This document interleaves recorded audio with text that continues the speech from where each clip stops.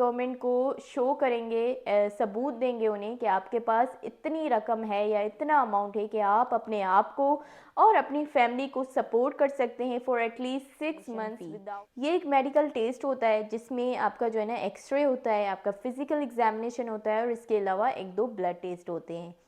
तो medical examination की जो फ़ीस है ना वो इस वक्त पाकिस्तान में है, बायोमेट्रिक का एक लेटर भेजते हैं कि आप जो है ना वीज़ा सेंटर पे जाएं और जाकर अपने इन सब चीज़ों के बाद जब आपका केस अप्रूव हो जाता है तो आप तैयारी कर लेते हो कनाडा आने के लिए। तो कनाडा आने के लिए आपको करवानी पड़ती है। आज की वीडियो में मैं आपसे शेयर करने वाली हूँ कनाडा की इमिग्रेशन कॉस्ट। हम लास्ट ईयर कनाडा में आए थे, लास्ट ईयर जून में, तो हमें 1 साल कंप्लीट होने को है। हमारी जो पाकिस्तान टू कनाडा की जर्नी है उसके बीच, उसके दरमियान क्या क्या हमारा एक्सपेंस हुआ, किन किन चीज़ों पे खर्चा हुआ है हमारा, हर छोटी छोटी चीज़ मैं इस वीडियो में शेयर करने वाली हूँ।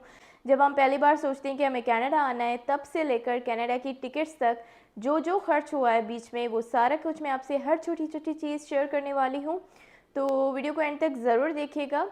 और उन सब चीज़ों में जो है ना बायोमेट्रिक्स आ जाता है, आइल्स आ जाता है और मेडिकल भी आ जाता है, उसके अलावा टिकट्स आ जाती हैं और बहुत सारी और एप्लीकेशन फ़ीस वगैरह जो भी हर छोटी छोटी चीज़ें, वो सब कुछ शेयर करने वाली हूँ इन डिटेल। तो वीडियो को स्टार्ट करते हैं। वीडियो अच्छी लगी तो लाइक एंड शेयर कर दीजिएगा। अगर आप इससे कोई भी नया है मेरे चैनल पे तो please subscribe my channel and hit the bell icon for more videos and more updates.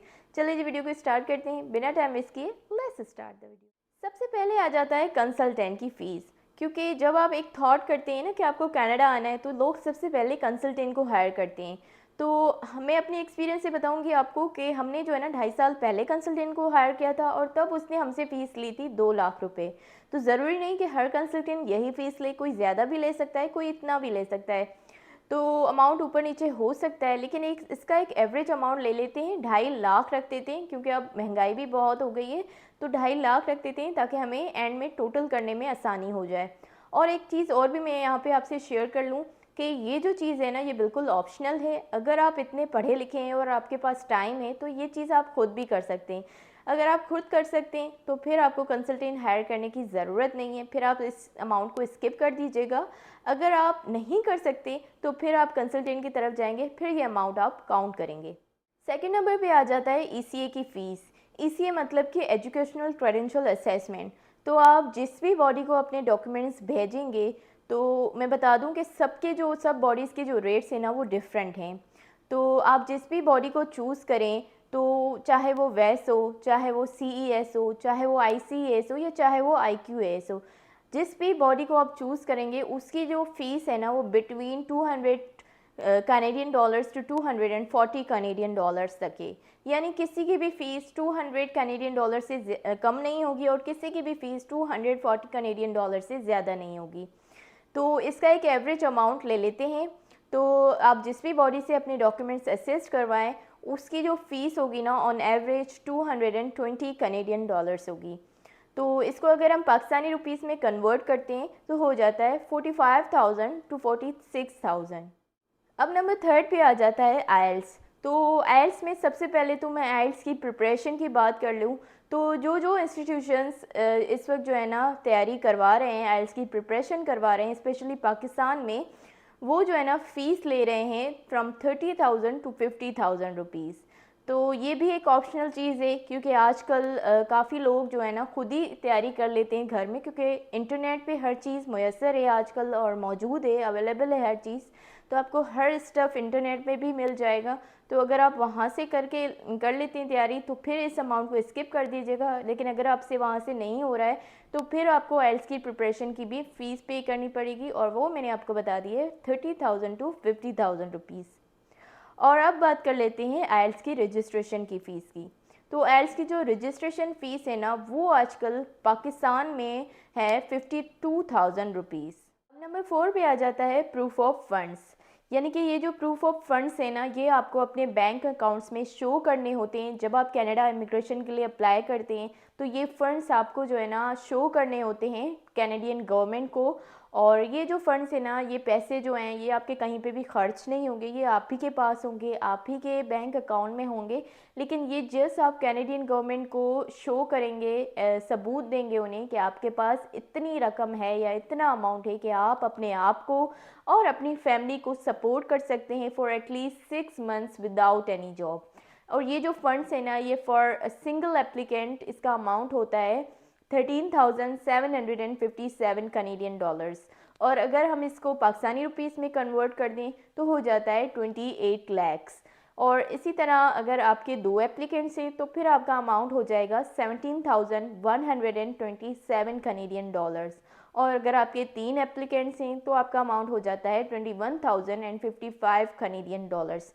इसी तरह जितने ज़्यादा आपके मेंबर्स होंगे उतने ज़्यादा आपको प्रूफ ऑफ फंड्स जो है ना शो करने होंगे। और ये जो सारी कॉस्ट मैंने आपको बताई है ना, ये आपको एक्सप्रेस एंट्री के पूल में एंटर होने से पहले ही तैयार करके रखनी है।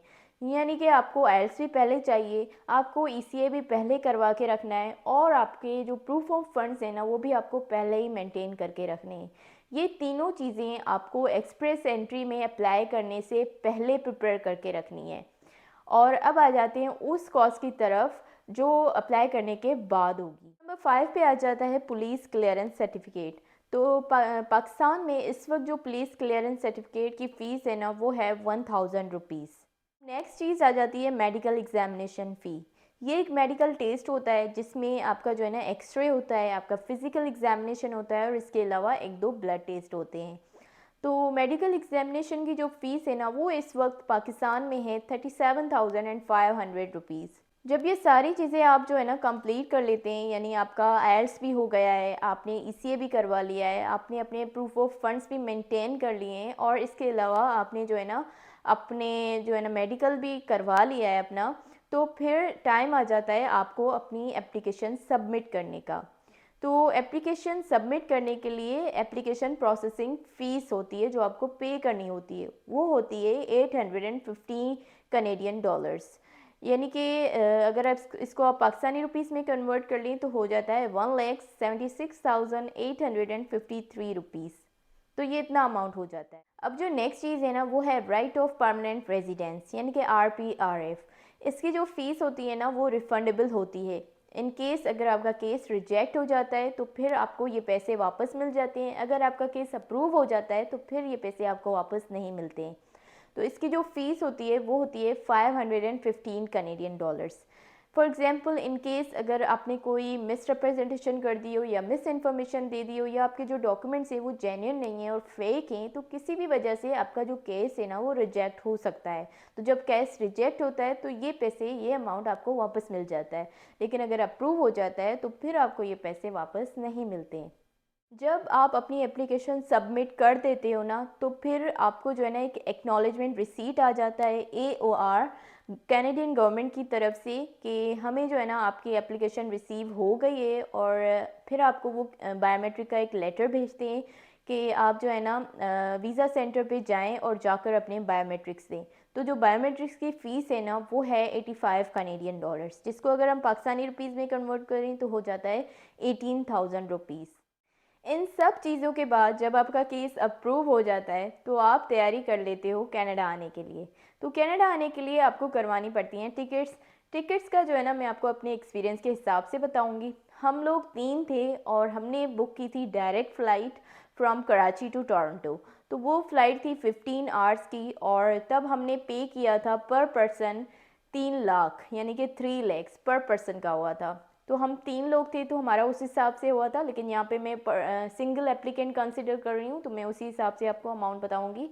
तो 3 लाख वो हो गया था। और फिर जब हम टोरंटो पहुँच गए तो हमने एक और भी फ़्लाइट बुक की थी क्योंकि हमें जाना था सेंट जॉन, और from Toronto to Saint John की फ़्लाइट जब हमने बुक की तो हमने पर पर्सन पे किया था 1 लाख।